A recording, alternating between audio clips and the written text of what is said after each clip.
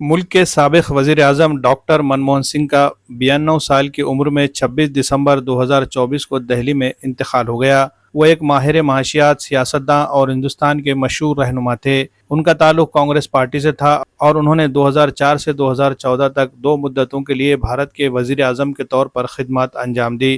Doctor Manmohan Singh 26 ستمبر 1932 کو مغربی پنجاب اب پاکستان کے علاقے گاہ میں پیدا ہوئے۔ انہوں نے ابتدائی تعلیم پنجاب یونیورسٹی، پھر کیمبرج اور آکسفورڈ یونیورسٹی سے حاصل کی۔ بطور ماہر معاشیات انہوں نے 1991 سے 1996 میں وزیر خزانہ کی حیثیت سے بھارت کی معیشت کو بحران سے نکالنے اور عالمی سطح پر مستحکم کرنے کے لیے اقتصادی اصلاحات متعارف کروائی، جنہیں گلوبلائزیشن، پرائیویٹائزیشن اور لبرلائزیشن کا دور کہا جاتا ہے۔ وزیر اعظم کے طور پر انہوں نے اقتصادی ترقی کو فروغ دینے، غربت میں کمی اور بھارت کو عالمی اقتصادی طاقت بنانے میں اہم کردار ادا کیا۔ ان کی شرافت، علم اور صبر دنیا بھر میں تسلیم کیا گیا۔ ان کے انتقال پر بھارتی اور بین الاقوامی رہنماؤں نے گہرے رنج و غم کا اظہار کیا ہے۔